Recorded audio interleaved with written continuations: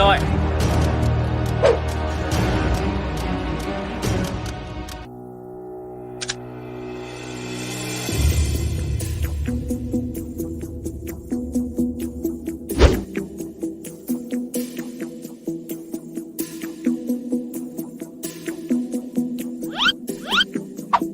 Yes.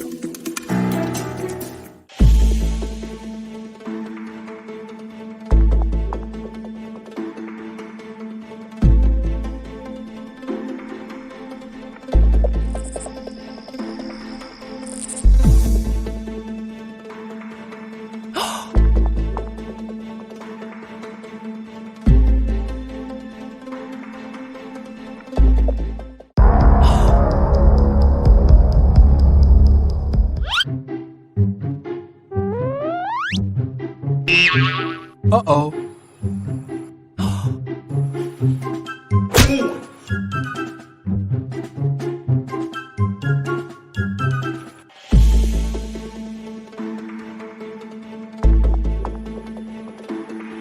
Nó đây rồi. Yes. Tao với mày sẽ xử nó.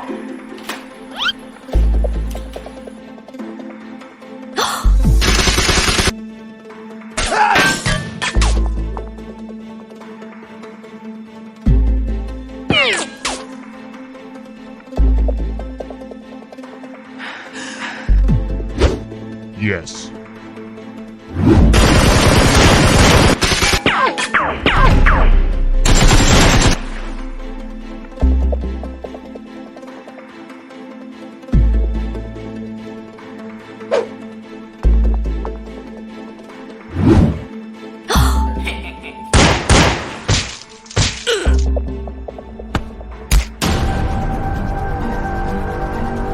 Tiếng súng ở đâu ấy nhỉ?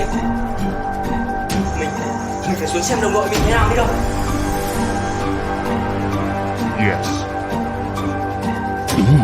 Good.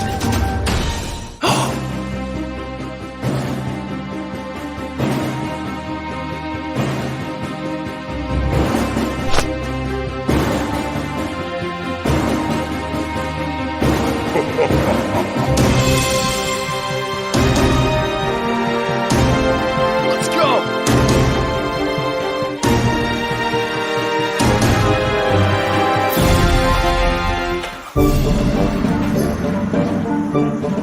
Chúng mày là sao? Tao mới được đồ rồi. Đi về rồi. Ok, về.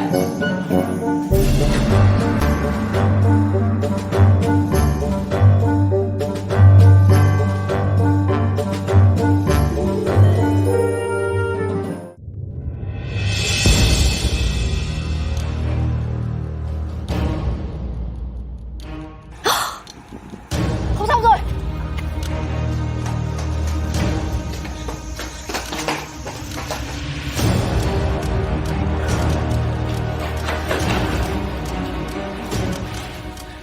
Tỉnh lại đi. Tỉnh lại. Tỉnh lại. Bọn nó đã đến đây.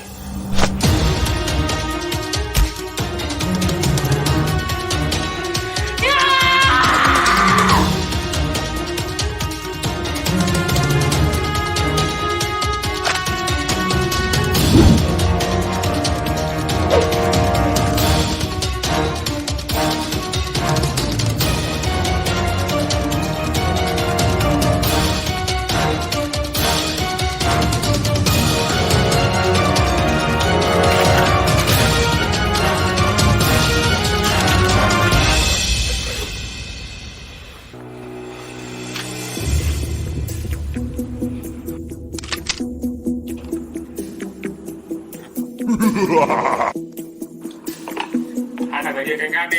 Ok.